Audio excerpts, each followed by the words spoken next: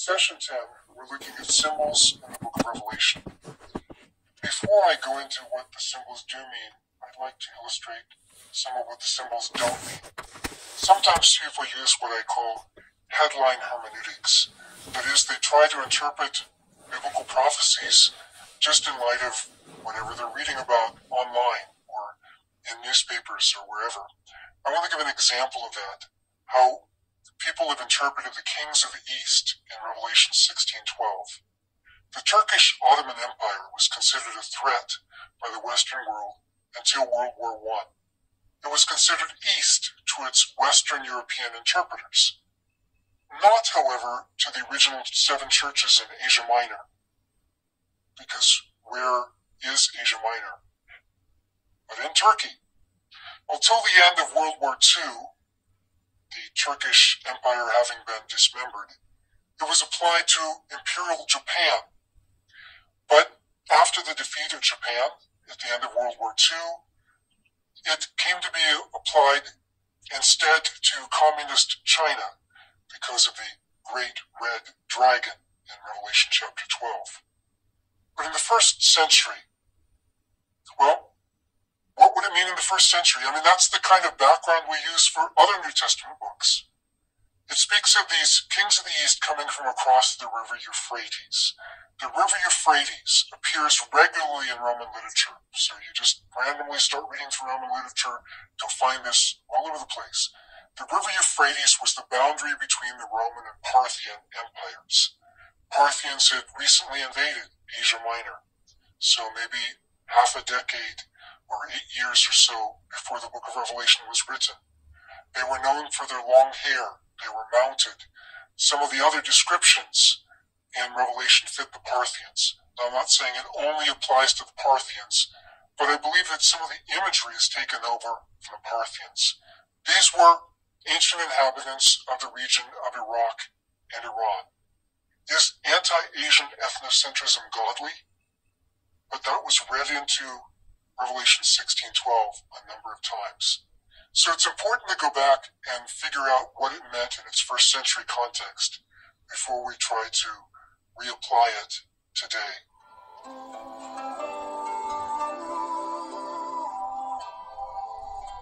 Well, we need to use proper background. In what language was the book of Revelation written? English? French? Ugaritic? Actually, it was written in Greek, just like the rest of the New Testament. To whom does it claim to be written? Well, in Revelation chapter 1, verses 4 and 11, it says it was written to the 7 churches in Asia Minor. We don't allegorize the church of Philippi when Paul writes to the Philippians. We don't allegorize the church of Corinth when Paul writes to the Corinthians. We can all learn from what was written to all the churches, but we need to keep in mind that these were actually written to real churches in the first century. Should the original audience have been able to understand a lot of the book already? I mean, when Revelation was written, would John expect his audience to understand a lot of what he was saying? Here's what it says in Revelation chapter 1 and verse 3. Blessed is the one who reads the words of this prophecy. It says the one who reads, because first of all, most people couldn't read. And secondly, people didn't have their own copies. So one person would read, and then the other people would hear, and then eventually some people could make some other copies and circulate them. Blessed is the one who reads the words of this prophecy, and blessed are those who hear it and take to heart what is written in it, because the time is near. How can you take it to heart? How can you heed it and obey it if you don't understand its message? You don't have to understand every symbol, but at least you need to understand the substance of it. Contrast a couple texts. Contrast the book of Daniel, Daniel chapter 12. But you, Daniel, close up and seal the words of the scroll until the time of the end. Go your way, Daniel, because the words are closed up and sealed until the time of the end.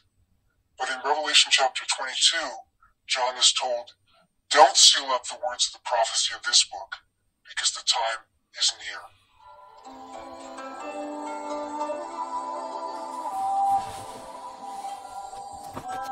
Revelation regularly reapplies traditional biblical symbols, such as the plagues from Exodus or locusts from the book of Joel.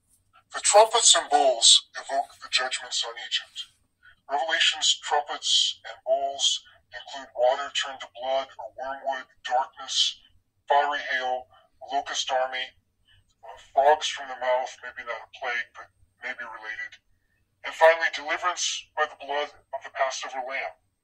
Well, Exodus chapter 7 through 12, we read about plagues there, water turned to blood, darkness, fiery hail, locusts, frogs, and deliverance by the blood of the Passover lamb.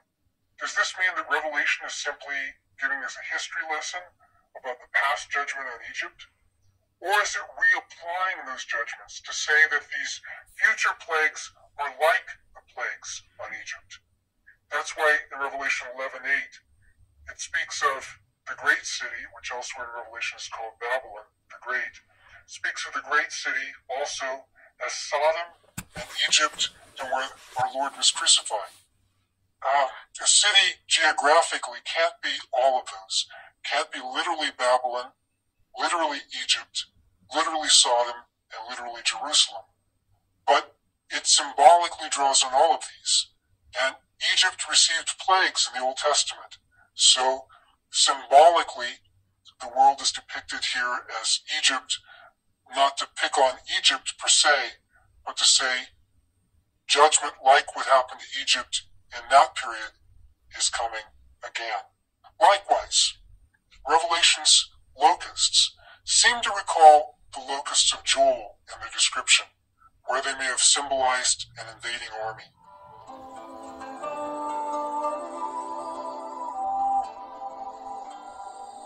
What about Babylon? What does Revelation mean by Babylon? It's said to be, in chapter 17, the city on 7 hills. Now again, if you just start randomly reading through Roman literature, you'll know what that's talking about. Rome was called the city on 7 hills. I know that there are people today saying there's certain other cities that were on 7 hills. They were called cities on 7 hills in imitation of Rome. And you'll find that maybe occasionally. Some people are citing like a text from a few centuries after the New Testament for a certain city that they say was on 7 hills. But all over the place in the first century, everybody knew city on 7 hills was Rome. And in fact, Rome's founding on 7 hills was celebrated annually in a festival called the Septimontium, the 7 mountains or the 7 hills. Babylon is also called the city that ruled over the kings of the earth. Well, in John's day, in John's part of the world, for the 7 churches in Asia Minor, what was the city that ruled over the kings that they knew about? That would have been Rome. Didn't actually rule over all the kings of the world, but claimed to be ruler over the kings, claimed to be ruler over the earth. Also, the mercantile power that traded in exactly the merchandise listed in chapter 18, verses 12 and 13. So you go through that list. There's a list by Pliny the Elder, somewhere around the year 70, writing a list of imports into Rome. And it corresponds pretty closely to the list we have in Revelation 18. Rome oppressed Israel like Babylon did, and Rome destroyed the temple like Babylon did. Thus, Jewish literature of Revelation's day already called Rome Babylon. You have the same thing in 1 Peter 5:13. Now, some people say, no, some of these texts are from a few decades after the temple was destroyed.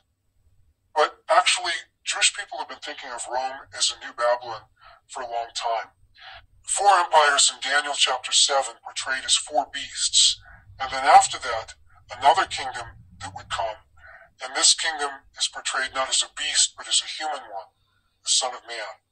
So we have people expecting that God's kingdom was going to come and smash the last of these evil empires.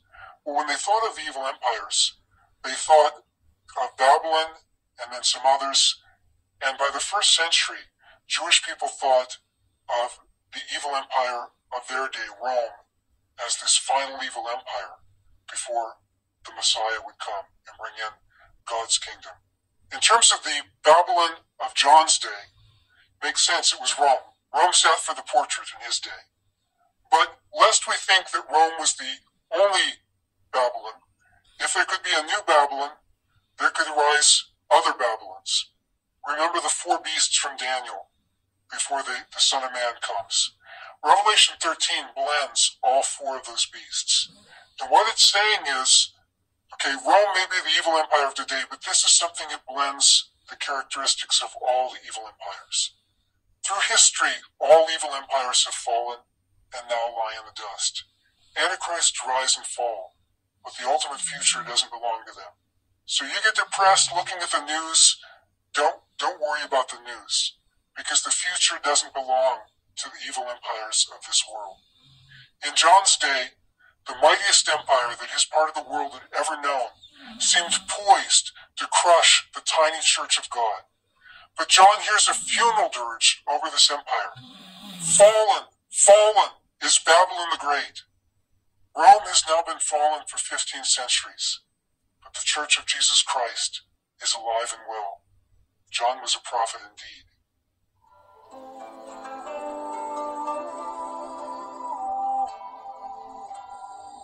Revelation actually also addresses some concrete cities of its day, not just symbolic Babylon or New Jerusalem, not just cities symbolizing evil empires or this world system and the New Jerusalem or home in the world to come, but also the 7 churches of Asia Minor were located in 7 of the most prominent cities of the Roman province of Asia, which was in Western Asia Minor.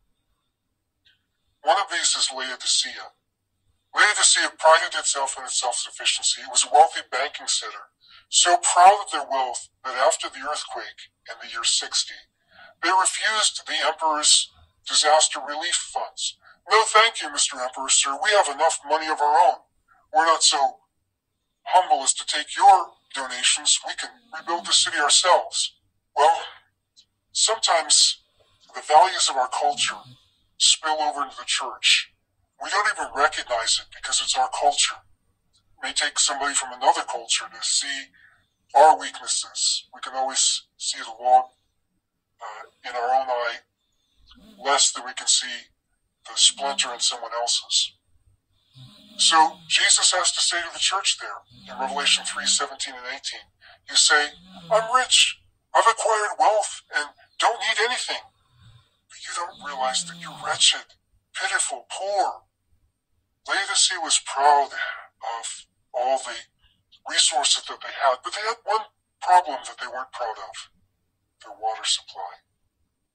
Laodicea's water supply had a bad reputation. In fact, the ancient geographer Strabo, the only good thing he could say about it, after mentioning that it was full of sediment, was that it wasn't as bad as the water in nearby Hierapolis. Excavation of the terracotta pipes at Laodicea show that as the water was piped into them from far away, these pipes are full of thick lime deposits.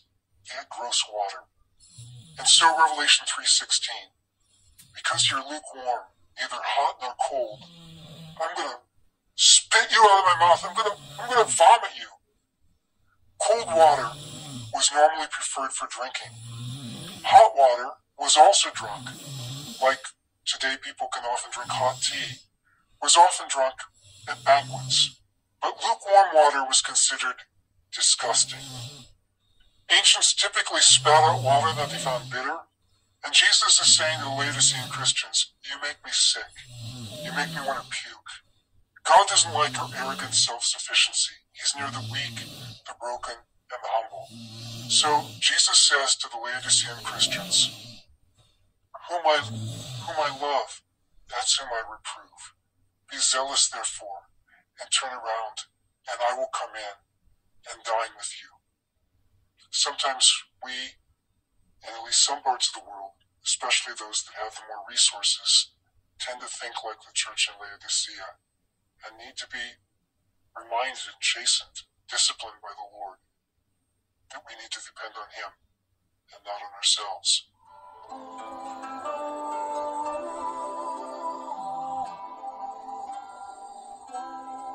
Not all the churches in the book of Revelation are persecuted. In fact, more of the churches actually are compromising with the same world system that's persecuting their brothers and sisters in other churches. But two of the churches were in a setting of persecution. The church in Smyrna and the church in Philadelphia. And also, there'd been at least one person put to death in another church in Pergamum. One of the factors in this persecution may be what we find out about just a little bit later than this, and that's the factor of emperor worship. The worship of kings was an ancient practice. Emperor worship was a big deal in Asia Minor. In Rome, though, it was a big joke. In Ephesus, which is the first church listed in Revelation, Ephesus built the first imperial temple in honor of Augustus. Smyrna built the second one for the next emperor, Tiberius. Pergamum had a big temple to celebrate the emperor, and maybe just a few years, maybe just 5 years before Revelation was written, Ephesus got a second temple, this one to honor the current emperor, Domitian. But don't claim worship in Rome.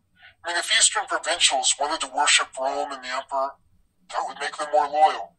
But in Rome, emperors only got to become gods after they died. They'd be deified by their successor, usually their adopted son. Only Christians were ready to say, the emperor has no clothes. To claim to be a god while alive was considered very rude in Rome.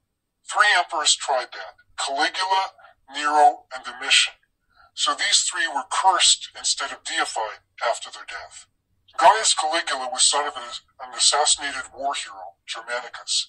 He got his nickname from being carried around the war camps as a sort of mascot. Caliga was the Roman soldier's half-boot. So Caligula means little boots. But he went crazy when he became a grown-up and ordered that his statue be set up in the temple in Jerusalem. So it looked like the Antichrist had already come. But before war could break out, somebody assassinated Caligula, and the war ended up not breaking out until a couple decades later.